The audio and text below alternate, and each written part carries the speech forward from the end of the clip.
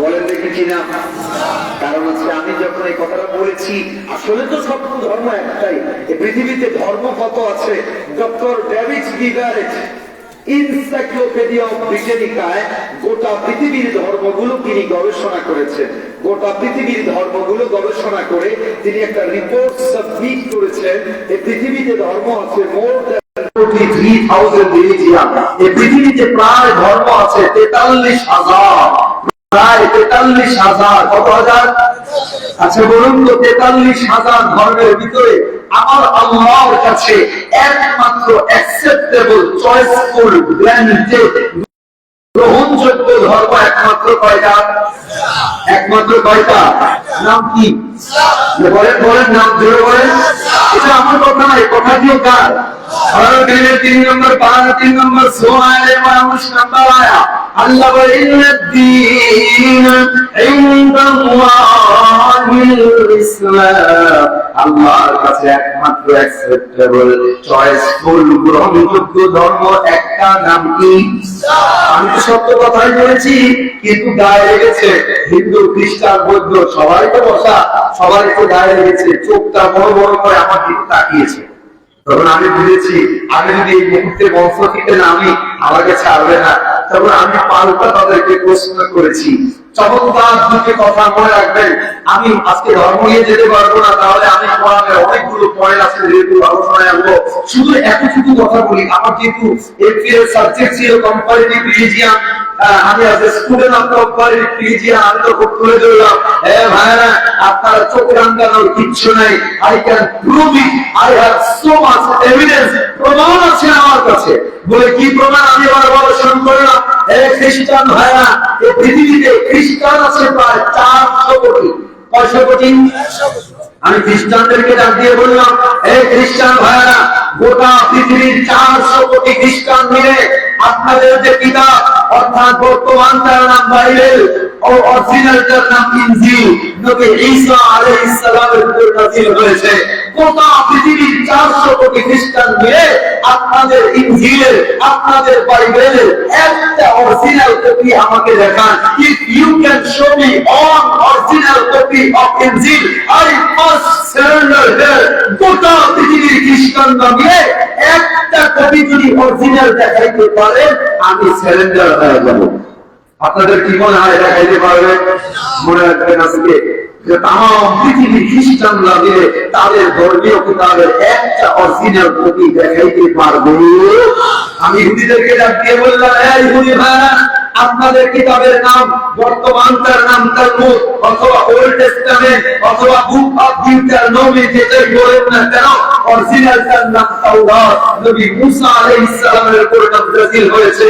গোটা পৃথিবীর ইহুদিরা মিলে আপনাদের কিতাবের একটা অরিজিনাল কপি আমাকে দেখান। If you can show me all copy of original তাওরাত, আই মাস্ট সারেন্ডার হিয়ার। আমি এখানে সারেন্ডার করে যাব। গোটা পৃথিবীর ইহুদিরা মিলে তাদের কিতাবের একটা কপি অরিজিনাল দেখাইতে পারে নাই। এবার আমি তাদেরকে ডাক দিয়ে বললাম, come to me, how much copy of the Quran do you want on the whole world? Go east to west, north to south, কত কপি কোরআন আপনি চান? আমার গোটা পৃথিবীর পূর্ব থেকে পশ্চিম দিগন্তে, আফ্রিকার জঙ্গলেও যদি চান, গোটা পৃথিবীর 1450 বছর আগে নাযিল হওয়া কোরআন, আর গোটা বিশ্বের ভিতরে কোটি কোটি কোরআন আপনি পাবেন। কথা বলেন আছে না নেই? কোরআনের থেকে সত্য কোনো কিতাব হতে পারে? কথা বলে হতে পারে? ভাইরা, গোটা পৃথিবীতে একমাত্র কোরআন যেটা অবিকল, আজকে অন্য ধর্মের কিতাব তো দূরের কথা, তাদের যে ভাষা, ইবরানি ভাষা, সুরিয়ানি ভাষা, অন্যান্য কিতাবের ভাষার অস্তিত্বই নাই। বলুন তো কোরআনের ভাষা কি? কোরআন কোন ভাষায় নাযিল হয়েছে? আল্লাহ ইন্না আনজালনা কুরআনান আরাবিয়্যান, আরবি ভাষায় কোরআন আল্লাহ নাযিল করলেন। যে সময় কোরআন নাযিল হলো, ওই সময় একটা দেশের ভাষা ছিল আরবি, একটা ভূখণ্ডের ভাষা ছিল আরবি। বর্তমান পৃথিবীর 28টা দেশের রাষ্ট্রীয় ভাষা আরবি। সুবহানাল্লাহ। শুধু তাই নয়, the second international language after English is Arabic. গোটা বিশ্বের ইংরেজির পরে দ্বিতীয় ভাষার নাম আরবি। কারণ কোরআন যেমন জীবন্ত, কোরআনের ভাষাটাও তেমন জীবন্ত। আমার সিলেটের, আমার বিয়ানীবাজারের ভাইরা আপনাদেরকে বলি, আরো অবাক হয়ে যাবে। আমি এবার তাদেরকে ডাক দিয়ে বলা শুরু করলাম, হে হিন্দু ভাইরা, হে খ্রিস্টান ভাইরা, আপনাদের কিতাব খুলেন, যত ধর্মের কিতাব গুলো খুলবেন অবাক হয়ে যাবেন, আপনারা অবাক হয়ে যাবেন। সমস্ত ধর্মের কিতাব গুলো বলে, স্পষ্ট করে এই কথা বলে, সমস্ত ধর্মের কথা স্বীকারোক্তি দেয় একমাত্র সত্য নবী মুহাম্মদুর সাল্লাল্লাহু আলাইহি ওয়াসাল্লাম। তাদেরকে উদাহরণ দিয়ে বোঝানো শুরু করলাম। আমি হিন্দু ভাইদেরকে বললাম, আপনাদের আগে আছে কিনা হিন্দু ভাইরা জানি না, যদি মাইকের আওয়াজ দেয় রাগ করবেন না। আমিও হিন্দু ভাইদেরকে মাঝে মাঝে দাওয়াত দিই, আমি একজন ধর্মের ছাত্র হিসাবে তাদেরকে দাওয়াত দিই। আমি দিয়ে যাবো, আমি আবার বলা শুরু করলাম তাদেরকে, আসলে খোলে হিন্দু ধর্মের কিতাব। হিন্দু ধর্মের ডজন উদাহরণ দেওয়া আছে কল্কি পুরাণে, বেদে, রামায়ণে, অথর্বণে।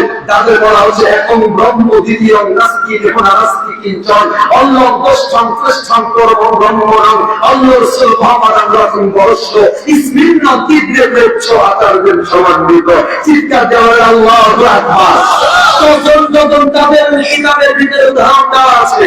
এই যে মালিকের মিডিয়া লাইভ হচ্ছে, আমি চ্যালেঞ্জ দিয়ে নাম্বার দিয়ে দিয়ে বলছি, কল্কি পুরাণ 1 নম্বর খণ্ড 18 নম্বর অধ্যায় 15 নম্বর মধ্যে বলা হচ্ছে সর্বশেষ যিনি নবী হবে, নবীর নাম হবে নরসংসং শ্রীকৃষ্ণ ভবসং সত্যতস্তমং। শেষ যিনি নবী হবে, নবীর নাম হবে নরসংস, সংস্কৃত ভাষা, বাংলা অর্থ প্রশংসিত, আরবি অর্থ মুহাম্মদ সুবহানাল্লাহ। পিতার নাম কি হবে? কল্কি পুরাণ 1 নম্বর খণ্ড 18 নম্বর অধ্যায় 11 নম্বর মন্ত্র। পিতার নাম হবে বিষ্ণুর শ্বশুর, গর্বপর হত্যে বৈষ্ণব, বিষ্ণুর শ্বশুর, সংস্কৃত ভাষা, বাংলা অর্থ গরিবের দাস, আরবি অর্থ আব্দুল্লাহ। ডজন ডজন হিন্দু ধর্মের নাম আছে। আমি এবার বৌদ্ধ ভাইদেরকে ডাক দিয়ে বললাম, হে বৌদ্ধ ভাইরা, আপনাদের কিতাব খুলেন, গসপেল অফ বুদ্ধা 117 118 নম্বর পৃষ্ঠা। গৌতম বুদ্ধ বলছে, I'm not first Buddha who came on the earth, nor shall I be the last. In one time another Buddha will arise in the world. He will proclaim a religious life only perfect and true. Gautam Buddha বলছে, আমার পরে একজন সত্য নবী আসবে, যার নাম হবে আহমদ। তার ধর্ম আমার পরে একমাত্র সত্য ধর্ম। সুবহানাল্লাহ। খ্রিস্টান ধর্ম করেন গসপেল অফ, আপনার গসপেল অফ জন, বাইবেল, বর্তমান বাইবেলের সবচেয়ে যেটা প্রসিদ্ধ নুসখা গসপেল অফ জন 14 নম্বর অধ্যায় 16 নম্বর অনুচ্ছেদে ঈসা বলছে তাদের ধর্মের ভাষায়, আমি পিতার কাছে প্রার্থনা করব তিনি যেন আমার পরে একজন সত্য নবী পাঠায়, যার নাম হবে আহমদ। সুবহানাল্লাহ। এখন আমি দিকে যেতে যাবো না, ধর্মের আলোচনায় আমি যাবো, আমি শুধু বুঝাইতে চাই, বলুন চিৎকার দিয়ে, একমাত্র আল্লাহর কাছে সত্য ধর্মের নাম জোরে বলেন নাকি? একমাত্র সত্য নবী মুহাম্মাদুর রাসূলুল্লাহ, একমাত্র সত্য কিতাব আল কোরআন। আমার ভাই, আমি বুঝাইতে গিয়েছিলাম কোরআন নিয়ে আমার আজকের আলোচনা। কোরআনের মতো কিতাব হতে পারে না। আপনি 1450 বছর আগে জার্মানির একটা ইউনিভার্সিটি আছে, নাম হলো মিউনিক ইউনিভার্সিটি। মিউনিক, ওই মিউনিক ইউনিভার্সিটির থিওলজি ডিপার্টমেন্টের টিচারেরা তারা হাজার হাজার গোটা পৃথিবী থেকে 40,000 কপি কোরআন কালেক্ট করেছে। এরপরে বাইবেল কালেক্ট করেছে, তারপরে গীতা কালেক্ট করেছে, রামায়ণ কালেক্ট করেছে।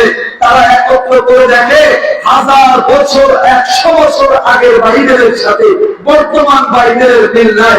তারা 40,000 কপি কোরআন কালেক্ট করে দেখে বাংলাদেশের কোরআন, আফ্রিকার কোরআন, সৌদির কোরআন, দুবাইয়ের কোরআন, গোটা বিশ্বের একমাত্র কিতাব আল কোরআন, যেটা গোটা বিশ্বের কোরআনের ভিতরে 1450 বছর আগের কিতাবের সাথে বর্তমান কিতাবের এক যারা কোথাও কোনো অমিল নাই। সুবহানাল্লাহ। আমার ভাই, আজও আমি মাঝে মাঝে বলি, সারা বাংলাদেশের লাল সবুজের পতাকা বাংলাদেশের লাল সবুজের পতাকা, আমার দেশের ক্রিকেটাররা, নায়কেরা, গায়কেরা, রাজনীতিবিদেরা বিশ্বে যতটা উঁচু করেছে তার থেকে বেশি ডুবাইছে। কিন্তু একমাত্র হাফেজে কোরআনেরা যারা সারা পৃথিবীতে একমাত্র হাফেজে কোরআন না, 183টা দেশের ভিতরে, 160টা দেশের ভিতরে, 170টা দেশের ভিতরে একমাত্র কোরআনের হাফেজরা বাংলাদেশের লাল সবুজের পতাকারা গোটা বিশ্বের ভিতরে সমন্বিত করেছে। আজকে কোরআনকে আমরা বুঝতে চাই না।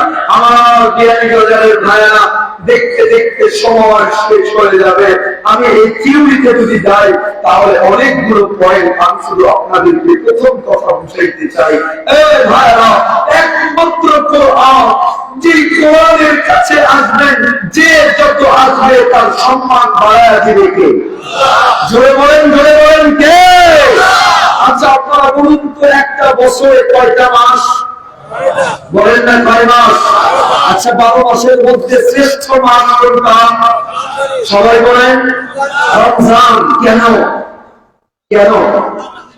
আল্লাহ বলে শাহরু রমাদানাল্লাযী উনজিলা ফীহিল কুরআন।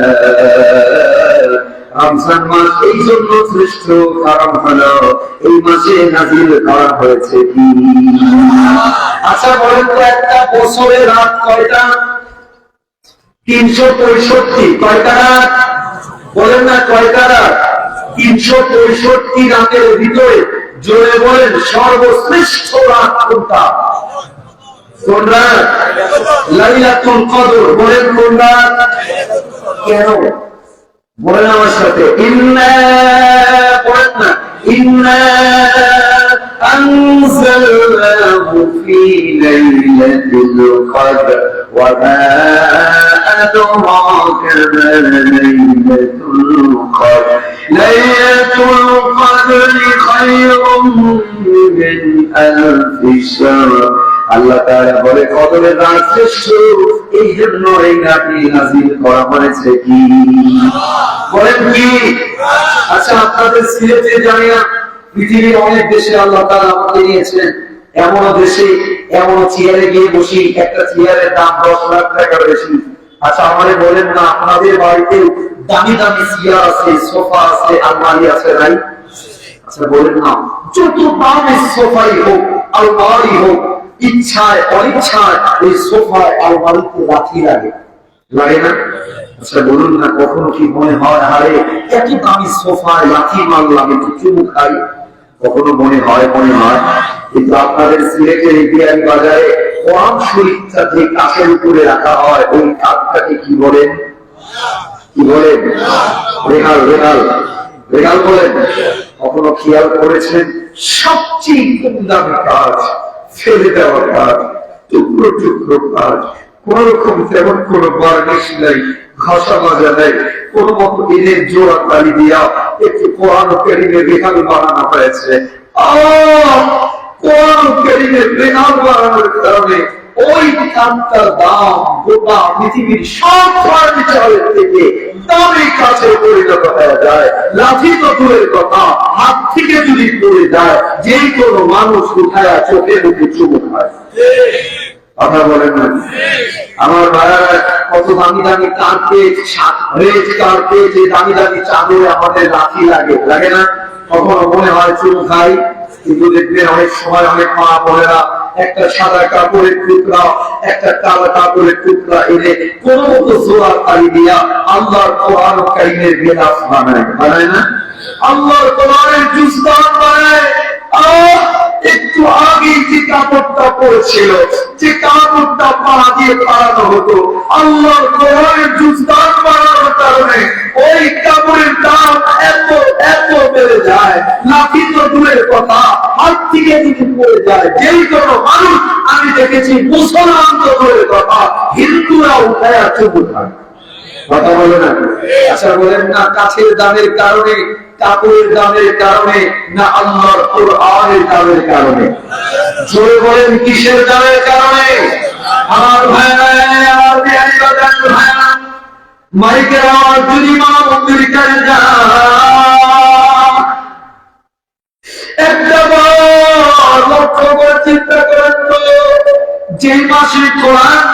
হলো ওই 5টা সর্বশ্রেষ্ঠ দামি হয়ে গেল। যে রাতে নাজিল হলো ওই একটা শ্রেষ্ঠ রাত হয়ে গেল। যেই কাজের সাথে কোরআনটা লাগে ওই কাজ সবচেয়ে দামি হয়ে যায়। যে কাপড়ের সাথে লাগে ওই কাপড় দামি হয়ে যায়। এ ভাইরা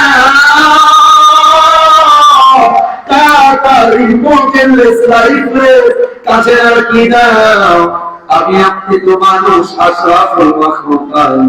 আমি আপনি যদি কোরআনের পক্ষে লাগি, কোরআনকে ভালোবাসি, ওদের মাঝে আল্লাহ পাক আপনার দাম কত বাড়ায় দিবে। আল্লাহ নবী বলে যদি কেউ কোরআনকে মহব্বত করে, কোরআনকে ভালোবাসে, ওই মানুষগুলো তার আল্লাহ তাআলা আকাশের নিচে জমিনের উপরে ফেরেশতাদের থেকেও দামি বানাবে। কত দামি বানায়। আপনাদেরকে ছোট্ট একটা বাস্তব ঘটনা শোনেন। মালয়েশিয়াতে একটা ইজতেমা হয় কুয়ালালামপুরে। মাওলানা জুলফিকার আলী নকশবন্দি জামা প্রসাদু খুতুবাতে জুলফিকারের লেখক, উনি আমাদেরকে একটা বাস্তব ঘটনা শোনাচ্ছিলেন। ইন্ডিয়ায় প্রত্যন্ত গ্রাম্য এলাকা, খুব মনোযোগ দিয়ে ছোট্ট একটা পয়েন্ট শুনবেন।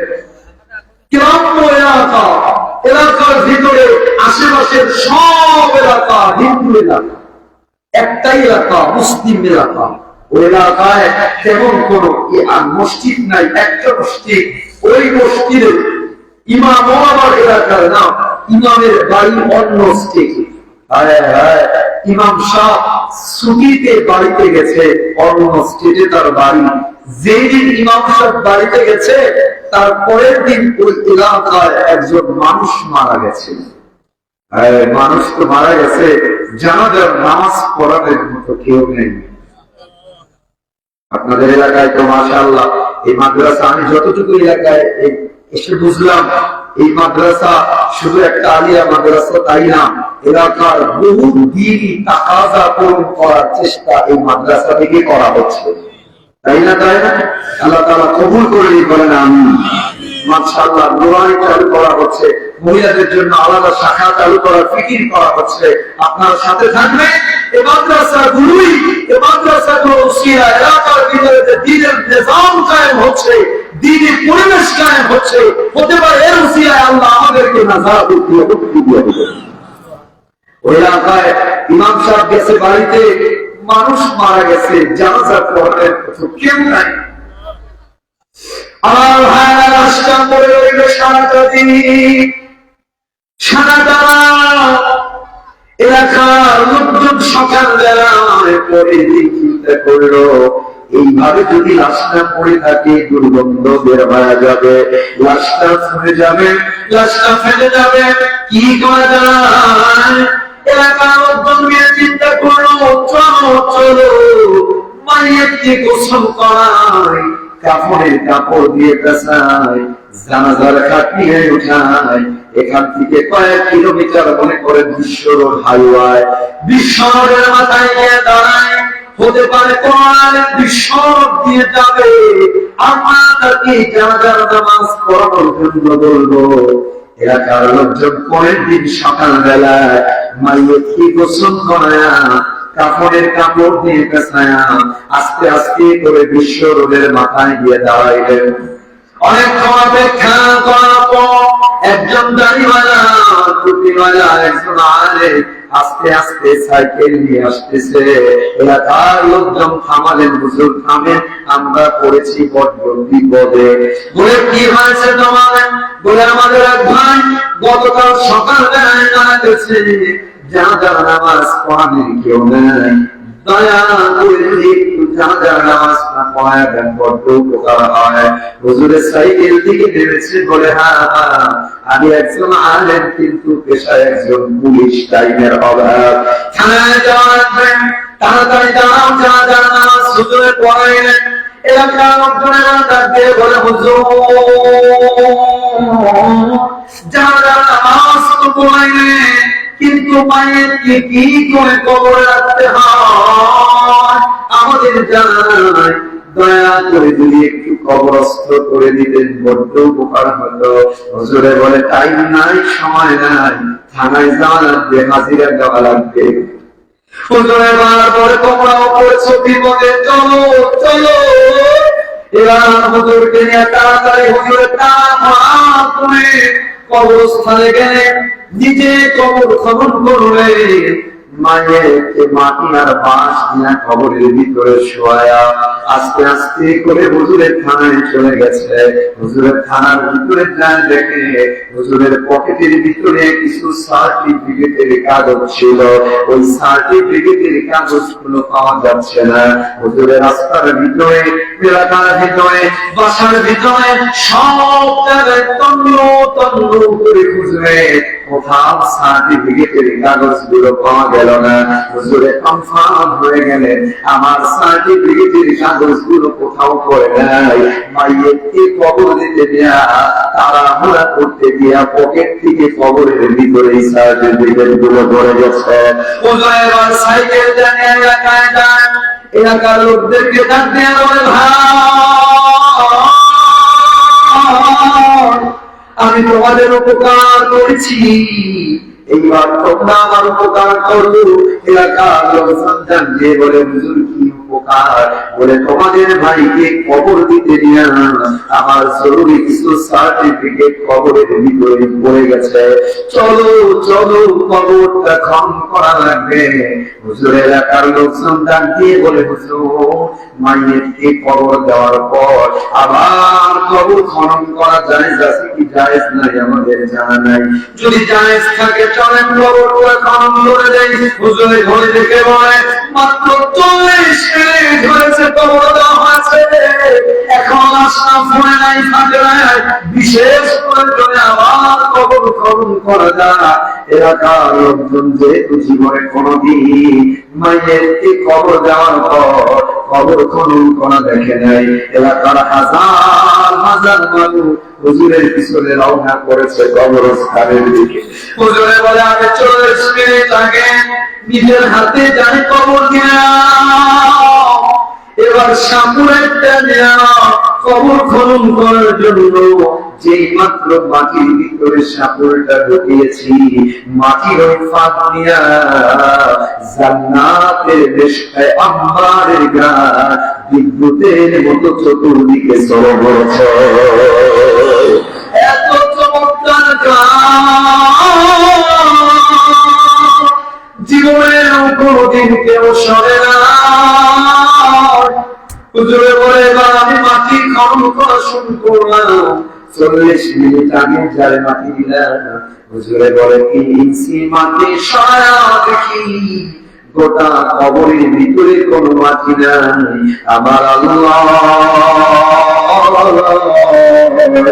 গোটা কবরটারে জান্নাতের ফুল দিয়ে সাজাওয়া দিয়েছে।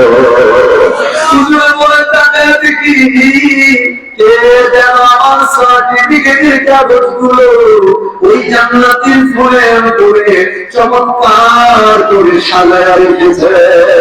হুজুরে বলে, আমি আমার সার্টিফিকেট গুলো দিলাম, এবার তাড়াতাড়ি মাটি চাপা দিয়ে দিলাম। হুজুরে এবার এলাকার লোকদেরকে জানিয়ে বলে, আমি আমার থানায় পড়ে যেতে চাই, আমি আমার কাছে পড়ে যেতে চাই। আগে বলো, এই যে লোকটা যারা নামাজ আমি পড়াইলাম, যাকে নিজের হাতে দাফন করলাম, এই লোকটার কি আমল ছিল যে আমলের কারণে আমার আল্লাহ 40 মিনিটের ব্যবধানে কবরটারে জান্নাতের বাগান বানায়া দিয়েছে। আল্লাহর নবী বলেন, কবর রাওদাতুম মিন রিয়াদিল জান্নাহ আও হুফরাতুম মিন হুফারিন নার। আল্লাহর নবী বলেন, মানুষ মারা যাওয়ার পর কবরটা জান্নাতের বাগান অথবা জাহান্নামের গর্ত, তৃতীয় কোনো অপশন নাই। হুজুরে বলে, আমিও মারা যাব, জানতে চাই কি আমল ছিল লোকটার, আমার একটু বলো না। হুজুরে তার লোকজন দাঁড়িয়ে বলে, হুজুর লোকটা মুখ্য মানুষ, যেমন কোন আমল আমাদের জানা নাই। লোকটা খেতে কাজ করে, সারাদিন মাঠের ভিতরে কাজ করে, নামাজ পড়ে, তেমন কোন আমল আমাদের জানা নাই। মা বাবা ছেলে মেয়ে কেউ নাই, একটা বোনের সাথে থাকে, হুজুর বলে নিয়ে যাও, বোনের সাথে কথা বলতে চাই। পর্দার আড়াল থেকে বোনটার ডাক দিয়ে বলে,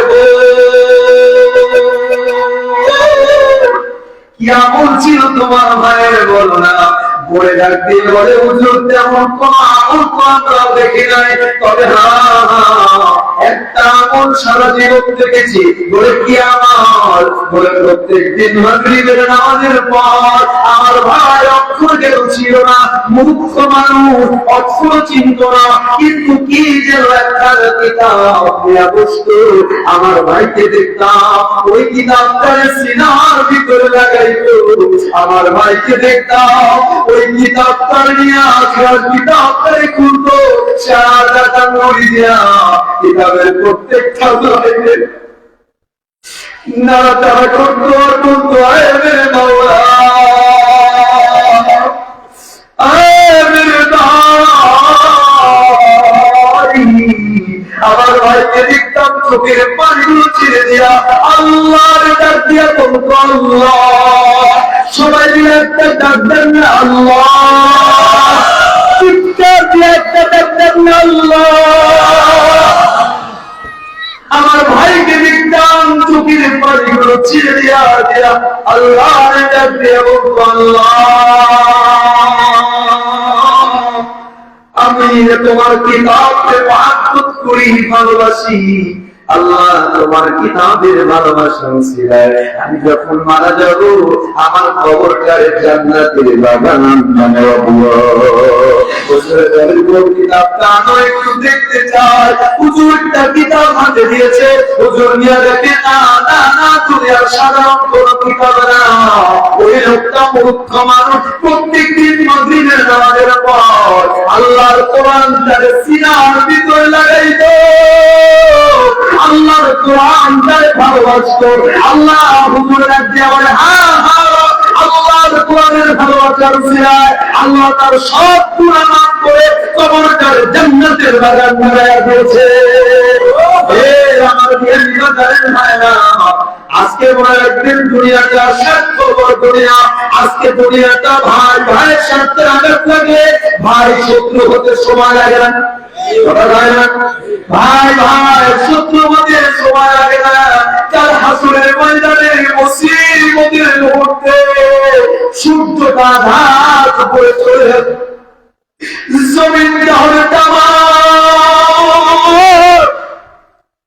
এ ভাই, জমিনটা হবে তামা, কাপড় চোপড় শরীরে থাকবে না, থাকবে না। ওই দিন কেউ কারো উপকারে আসবে না, ভাই আসবে না, দিদি আসবে না, সন্তান আসবে না। কোরআনটা করে 30 নম্বর পারা, 80 নম্বর সূরা, সূরা আবাসা 33, 34, 35 নম্বর আয়াত। আল্লাহ বলে, পায়দা যা يوم يفر المرء من نفسه وأمه وأبيه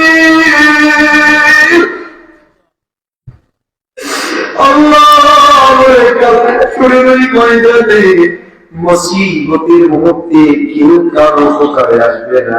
আমার ভাইয়েরা, ওই দিন যেটা উপকারে আসবে না, কোরআনকে যদি ভালোবাসেন, কোরআন এই যে যারা কোরআনের টানে বসে আছে, কোরআনকে যদি আঁকড়ে ধরেন, কোরআনকে যদি পড়েন, কোরআনের মাদ্রাসায় যদি সাথে থাকেন, কোরআন ওয়ালাদের যদি সাথে থাকেন, আল্লাহর নবী বলেন, ওই হাসরের ময়দানে কোরআন আপনার পাশে দাঁড়ায় যাবে, আল্লাহর কাছে সুপারিশ করে আপনার জান্নাতে নিয়ে যাবে।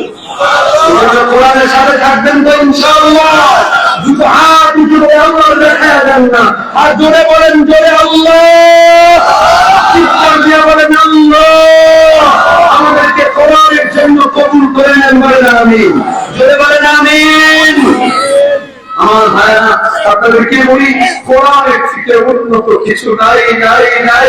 কি চান আপনি? What do you want in your life?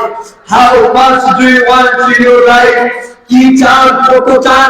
আমি আজকে এখন থেকে নিয়ে আপনাদেরকে বিজ্ঞানের কয়েকটা তথ্য শোনা যায়, কয়েকটা তথ্য দিয়ে যাই। আজীবন মনে রাখবেন কথাগুলো। আমি আর কখনো আপনাদের সাথে কথা বলার সুযোগ হবে কিনা জানি না, কিন্তু আজীবন মনে রাখবেন, কোরআন, আল্লাহর নবী আমাদেরকে যা দিয়েছে তার থেকে উন্নত, মডার্ন, আপডেট, লেটেস্ট, গ্রেটেস্ট পৃথিবীর কেউ তার থেকে উন্নত কিছু দিতে পারে? জোরে বলেন পারে? দেখেন না, আমি আপনাদেরকে কয়েকটা উদাহরণ দিয়ে দেখা যায়। আচ্ছা দেখেন, এই কোরআন আমরা মনে করি this is a simply religious book, এটা শুধুমাত্র একটা ধর্মীয় গ্রন্থ নয়, এটা শুধুমাত্র একটি ধর্মীয় গ্রন্থ নয়। কি আল্লাহ বলেন, নাযালনা আলাইকাল কিতাব আল্লাহ বলে, কি চান আপনি? অর্থনীতি চান, রাজনীতি চান, সমাজনীতি চান, পৌরনীতি চান, ফিজিক্স চান, কেমিস্ট্রি চান, বায়োলজি চান, ইমপ্রায়োলজি চান, অর্থনীতি চান? আল্লাহ বলে, যা যা চাও আমি আল্লাহ কোরআনের ভিতরে তোমাদের জন্য দিয়ে দিলাম। আমি এদিকে যাবো না, বিজ্ঞান নিয়ে যদি আমি কোরআনে যাই তাহলে আর বের হতেই পারবো না, সময় আরো 2-3 ঘন্টা দরকার হবে। আমি শুধু আপনাদেরকে কয়েকটা আমলি বিজ্ঞান দেখিয়ে বোঝা যায়, আমলি কথা। ভাই, আল্লাহর নবী 1450 বছর আগে আমাদের জন্য যা বলে গেছেন তার থেকে উন্নত পৃথিবীতে আর কিছু হতে পারে? যেমন দেখেন, রাসূলুল্লাহ সাল্লাল্লাহু আলাইহি ওয়াসাল্লাম বলে গেছেন 1450 বছর আগে, লা তানফুখু ফিল কোরআন, খাবারে ফু দিও না। কিসে ফু দিও না? আপনারা যারা চা খান, চা গরম চা ঠান্ডা করেন কি? ফু দিয়ে দিয়ে ঠান্ডা করেন, তাই না? আজকে পরে আর কি হবে? গরম ভাত, গরম চা, গরম দুধে ফু দিবেন না, নিষেধ করেছেন বিশ্বনবী মুহাম্মদ সাল্লাল্লাহু। দেখুন, আল্লাহর হাবিব বলেছেন, আজকে বিজ্ঞান বলছে, রাসূলুল্লাহ বলেছেন, লা তানফুখু বিত-তাআম, খাবারে ফু দিও না। 1450 বছর আগে। আজকে বিজ্ঞান বলছে, আমরা মানুষ, আমরা যেটা গ্রহণ করি নাক দিয়ে, মুখ দিয়ে, সেটা অক্সিজেন, আর যেটা বের করি ফু দিয়ে, ওটা হলো কার্বন ডাই অক্সাইড। আপনি যদি চায়ে দুধে ফু দেন, কার্বন ডাই অক্সাইড চায়ে ঢুকবে। ওই চা যদি আবার আপনি খান, আপনি অসুস্থ হয়ে যাবেন। আপনি যেন অসুস্থ না হন, 1450 বছর আগে রাসূল বলেছে, খাবারে ফু দিও না। সুবহানাল্লাহ। শুধু কি তাই, আমাদের দেখবেন অনেক সময় পানিতে অথবা দাউরে মাছি পড়ে না, কি করি আমরা? ফু দিয়ে উড়িয়ে দিই। আজকের পর থেকে উড়িয়ে দিয়ে না।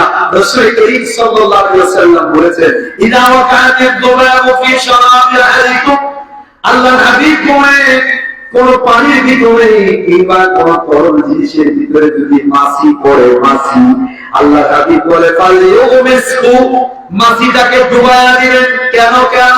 আল্লাহর হাবিব বলে, ফাইন্না ফিল জানাইহি দাআ ওয়া ফিল উখরা শিফা, মাছির পাখা কয়টা? রাসূলুল্লাহ বলেন, মাছির এক পাখায় থাকে জার, ব্যাকটেরিয়া, জীবাণু, আর এক পাখায় থাকে হাইড্রোজিবাইটিক। অবাক হয়ে যাবে, জার্মানের কি ল্যাবে আল্লাহর নবী হাদিসটাকে নিয়ে গবেষণা করা হলো। জার্মানের বিজ্ঞানীরা এরকম একটা পাত্র নিল, ওই পাত্রের ভিতরে তারা পানির ভিতরে কিছু মাছি ছেড়ে দিল। ওই মাছিগুলো পানি পড়ার পরে ফু দিয়ে মাছিগুলোকে উড়িয়ে দেওয়া হলো। এরপরে ওই পানিটাকে ল্যাবরেটরিতে নিয়ে দেখা গেল অসংখ্য জীবাণু মাছির পাখা থেকে লেগে রয়েছে। এবার হাদিস মেনে নতুন করে পানি নেওয়া হলো, ওই পানির ভিতরে মাছি ছেড়ে দেওয়া হলো, ওই মাছিগুলোকে ডুবিয়ে দিয়ে এরপরে ফেলে দেওয়া হলো। এরপরে ল্যাবরেটরিতে নিয়ে দেখা গেল একটা জীবাণু নয়, সব জীবাণু পরিষ্কার হয়ে গেছে।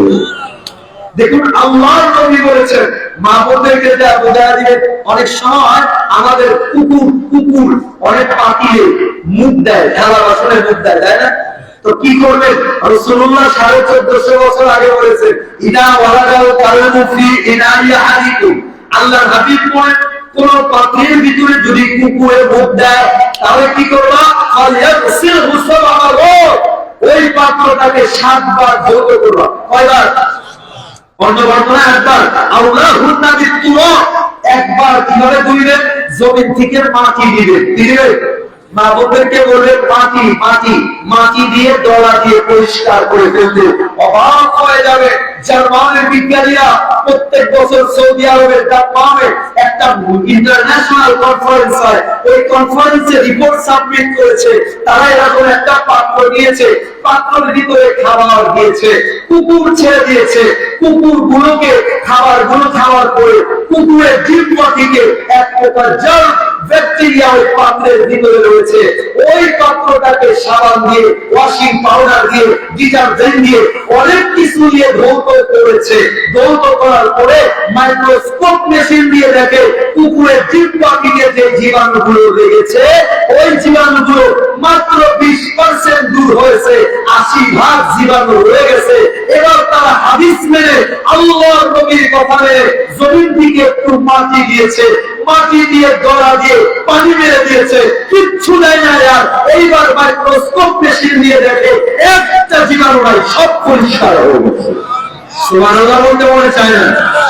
আমার ভাইরা, আপনাদেরকে আমি শোনা যায়, প্র্যাকটিক্যালি দেখা যায় আল্লাহর নবী যা বলেছে, আল্লাহর কোরআন যা বলেছে, সেইভাবে জীবন গড়বেন। লাভ আপনার, লাভ আমার। বলে লাভ কার?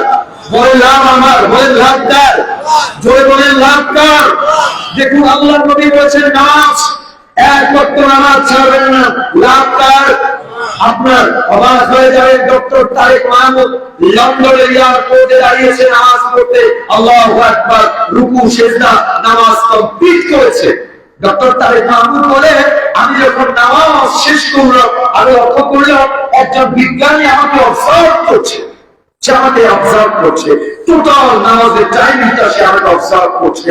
আমি যখন নামাজ শেষ করলাম, সে আমার কাছে এসে বলে, oh man, from where did you get this exercise?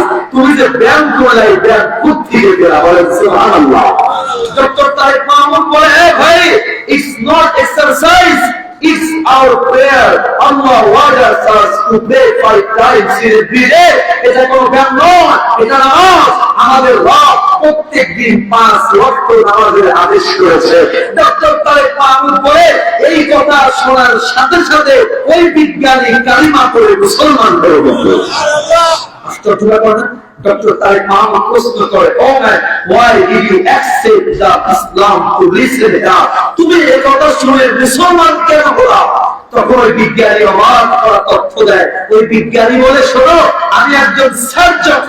30 আমার লন্ডনে একটা ল্যাব আছে, আমার ল্যাবে 30 ইয়ার্স 30 বছর ধরে আমি আমার ল্যাবে কোটি কোটি টাকা ব্যয় করে আমি একটা for human being, for human body, মানুষের জন্য একটা কমপ্লিট ব্যায়াম আবিষ্কার করেছি। শোনো, 30 বছর লাগায়া আমি যে ব্যায়াম বানিয়েছি, আমার ব্যায়ামের থেকে তুমি যে নামাজ পড়লা, এই নামাজ মানুষের জন্য কোটি গুণে উত্তম। সুবহানাল্লাহ। আমার দিল বলে যে ইসলাম এত সুন্দর ব্যায়াম দেয়, ওই ইসলাম মিথ্যা হতে পারে না। এই জন্য আমি কালিমা পড়ে মুসলমান হয়ে গেছি। আপনাদেরকে শোনা যায়, the performance salah is the best exercise in the whole universe. গোটা বিশ্বের ভিতরে নামাজের থেকে উত্তম ব্যায়াম আর নাই নাই নাই নাই। নামাজ পড়বেন, ফিঙ্গার এক্সারসাইজ হবে, হাড়ের থেকে শুরু করে ব্রেনের থেকে শুরু করে 13টা বড় বড় রোগ থেকে আল্লাহ আমাদেরকে বাঁচাবেন। পড়বেন তো ইনশাআল্লাহ? বলেন তো পড়বেন সবাই তো ইনশাআল্লাহ? আল্লাহ তাআলা আমাদের সকলকে তৌফিক দান করুন, বলেন আমিন। আমি আপনাদেরকে ছোট্ট 2টা রিকোয়েস্ট করে দিয়ে আসব, ছোট্ট 2টা রিকোয়েস্ট। নাম্বার 1, এই ভাইরা যারা এখানে আছেন, আমি আমার দিন থেকে আপনাদেরকে অনুরোধ করি, দয়া করে মেহেরবানি করে নিজেদেরকে একটু আল্লাহর রং দিয়ে রঙায় নেন, নিজেদেরকে একটু কোরআনের রং দিয়ে রঙায় নেন। কি চান? What do you want in your life? How much do you want in your life? কি চান? কত চান? যা চান, যত চান, তার থেকে কয়েক কোটি গুণ বেশি আল্লাহ আপনাদেরকে বলবেন। আপনাদেরকে তো আল্লাহ তাআলা সিলেটের মানুষ, আপনারা এতে ধর্মপ্রাণ মানুষ, মাশাআল্লাহ। সিলেট, আমি ইন্দোনেশিয়াতে একটা প্রোগ্রাম করছিলাম, আমার সামনে যারা বসা বেশিরভাগ ইথিওপিয়ার মানুষ। তারা বলেন তো, আমার টাইম কতক্ষণ? 3:30। আচ্ছা, তাহলে তো সময় একেবারে শেষ, আমি আর যেতেই পারবো দিকে। আর ইথিওপিয়ার মানুষ, আমি এই ইথিওপিয়ার মানুষদেরকে দেখে আমার একজন মানুষের কথা বড্ড মনে পড়ে যাচ্ছিল, নাম হলো হযরতে বিলাল। কি নাম বলেন না? ভাই আপনাদের তো কত চমৎকার চেহারা আল্লাহ দিয়েছে, বাড়ি দিয়েছে, অনেকের ছেলে লন্ডন থাকে, অনেকের অনেক বাড়ি জমি আছে, এরপরেও যদি আপনি আল্লাহর কাছে প্রিয় হবে না, আমাদের আপনি কপাল পোড়া, কপাল পোড়া। ভাইরা হযরতে বিলাল চেহারা নাই, হযরতে বিলাল এত কালো ছিলেন বিলাল। রাতের বেলায় হাঁটলে বিলালকে দেখা যেত না, বিলাল এত খাটো ছিলেন বিলাল মানুষের ভিতরে দাঁড়াইলে বসলে বিলালকে দেখা যেত না। কিন্তু দেখেন আল্লাহর সাথে কি কানেকশন। আল্লাহ নবী বলেন, আমি যখন আমার জান্নাত পরিদর্শন করছিলাম, আমার জান্নাতের পাশে কার যেন পায়ের জুতার আওয়াজ শোনা যায়। জিবরাইলকে বললাম, জিবরাইল কার পায়ের জুতার আওয়াজ শোনা যায়? যখন জিবরাইল বলে, ইয়া রাসূলুল্লাহ, আপনার কালো সাহাবী বিলাল মদিনায় হাঁটে, তার পায়ের জুতার আওয়াজ জান্নাতে শোনা যায়। যুবকেরা, তোমরা আপনি যদি আল্লাহ বিলাল কালো গোলামের ঘরে গোলাম, ওই বিলাল যদি এত দামি হতে পারে, আপনিও পারবেন কোরআন দিয়ে যদি নিজেকে রাঙায় নেন, কোরআন এবং দিয়ে যদি সাজায় নেন। আল্লাহ রাসূল বলেন, আল্লাহর হাবিব বলেন, আল্লাহ রাসূল বলে, কোরআনের কাছে যদি আপনি আসেন, কোরআন আপনার দুনিয়ার সব সমস্যা দূর করে দুনিয়াতেও সঙ্গ দিবে, মরার সাথে সাথে জান্নাত দিয়ে দিবে। আমি দুইটা আমল আপনাদেরকে বলবো। এক, আমার বিজ্ঞান থেকে প্রথম কথা, আজকের পর থেকে 5 ওয়াক্ত নামাজ সবাই পড়বো তো ইনশাআল্লাহ? করেন না ইনশাআল্লাহ? সামনে রমজান আসবে, রমজানে রোজা রাখবেন। বিজ্ঞান বলছে, আমি তো বিজ্ঞানের অনেক কথা আপনাদেরকে শোনাইতে পারলাম না, বিজ্ঞান বলছে রমজানের রোজা যদি কেউ রাখে, তাহলে আগামী 1 মাস রোজা রাখবেন, এরপরের 11 মাস যত আপনার স্টমাক ডিজিজ আছে, আপনার স্টমাকের 29টা রোগ থেকে আল্লাহ তাআলা আপনাকে হেফাজতের ব্যবস্থা করে দেবেন। এই রমজান যখন আসবে, পূর্ণাঙ্গ মাস রোজা রাখবেন তো ইনশাআল্লাহ। এরপরে দুইটা ছোট্ট রিকোয়েস্ট। 1 নাম্বার রিকোয়েস্ট, কোন ভেদাভেদ করবেন না। সময় এসেছে, এখন যে সময় বাংলাদেশের জন্য এটা উর্বর সময়, এই সময় আমাদের সবার ঐক্যবদ্ধভাবে আমাদের দেশে বহু চলেছে রাজনৈতিক ডেমোক্রেসি দিয়ে, বহু আমাদের দেশের সংবিধানে বাবা শাসন করেছে, মেয়ে করেছে, জামাই করেছে, বউ করেছে। এখন সময় এসেছে কোরআন দিয়ে দেশ পরিচালনা করা। কথা বলে না, ঠিক কিনা বলেন? এই জন্য সমস্ত দল মত ঘুরে আজকে আমাদের ঐক্যবদ্ধভাবে আল্লাহর কোরআনের রাজ কায়েম করতে হবে। আল্লাহর কোরআনের রাজ কায়েম করার জন্য যদি আমাদেরকে রক্ত দিতে হয়, বুকের তাজা রক্ত ঢেলে দিতে হয়, রাজি আছেন? আবার বিরিয়ানি বাজার দুটো হাত উঁচু করে বলেন, নারায়ে তাকবীর। আল কোরআনের আলো, আল হাদিসের আলো। আল্লাহ তাআলা হাতগুলো আমাদেরকে সবাই হাত দুটো উঁচু করে ধরেন। আল্লাহ দোয়া করি, আমি মুসাফির, আমি আমাকে আল্লাহ আমাদের সবাইকে কোরআনের জন্য কবুল করেন বলেন আমিন। আল্লাহ আমাদেরকে কোরআনের জন্য কবুল করেন বলেন আমিন। বাস ছোট্ট দুইটা দোয়া বলে আমি বিদায় নিচ্ছি। 1 নাম্বার, যখনই সময় পান, যখনই সুযোগ পান, বুখারী শরীফের শেষ হাদিস, বুখারী শরীফের শেষ হাদিস, উঠতে বসতে চলতে ফিরতে আল্লাহর নবী বলেন, কালিমাতান হাবিবাতান ইলার রহমান। আল্লাহর কাছে দুটো কালিমা বড় প্রিয়, খাফিফাতান আলাল লিসান, উচ্চারণ করতে বড় সহজ, সাকিরাতান ফিল মিজান, কিন্তু মিজানের পাল্লা আপনি যদি উঠতে চলতে ফিরতে পড়েন, মিজানের পাল্লা ভারী করে আল্লাহ জান্নাত দিয়ে দিবে। বেশি বেশি করবেন। সেটা কি? সুবহানাল্লাহি ওয়া বিহামদিহি, বলেন সুবহানাল্লাহি ওয়া বিহামদিহি, সুবহানাল্লাহিল আযীম।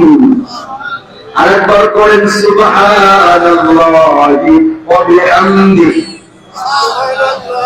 সুবহানাল্লাহিল আযীম। বাস যখনই সময় পার করবেন আমি আপনাদের কাছে দোয়া চাই। দোয়া নিয়ে অনেক না বলা, বিজ্ঞান নিয়ে অনেক কথা মন চায় আর বললাম, কিন্তু অনেক বেশি বেজে গেছে, 3:30 বেজে যাচ্ছে। একেবারে হুজুর আসবেন, আসছেন জি মাশাআল্লাহ, চলে আসছেন। দোয়া পরে আপনাদের কাছে আমি দোয়া চেয়ে আপনাদের জন্য দোয়া করে বিদায় নিচ্ছি। সবার কাছে দোয়া চাই, দোয়া করবেন, ভালো থাকবেন। যে কথাগুলো বললাম আল্লাহ আমাদের সকলকে মানার মতো তৌফিক দান করুন। আসসালামু আলাইকুম।